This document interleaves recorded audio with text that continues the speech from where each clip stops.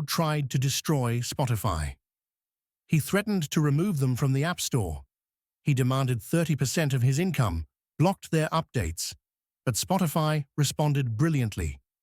This is how this Swedish startup beat the giant Apple. Apple's strategy was brutal. 1.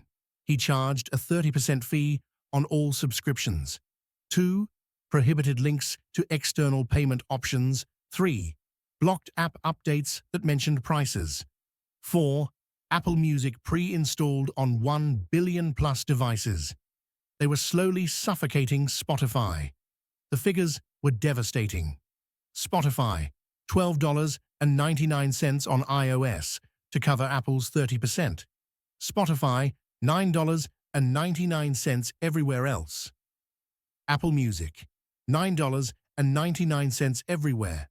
Apple could lower Spotify's price using Spotify's own money.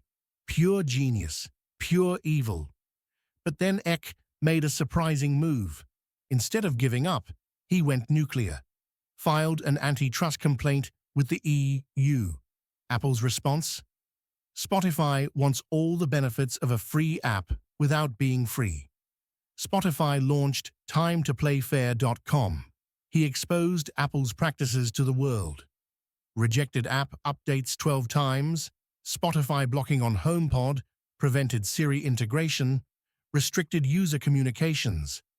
The tech world was stunned by his audacity. The war intensified.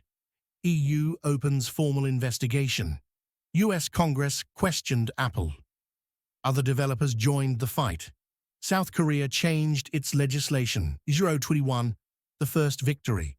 Apple forced to allow external payment links. His 30% tax began to crumble. But here's the crazy part. Throughout this war, Spotify continued to grow. The growth was insane. 2015, 75 million users. 2017, 140 million users. 2019, 248 million users. 2021, 365 million users. 2023, 489 million users. While battling the world's largest company, they add 414 million users.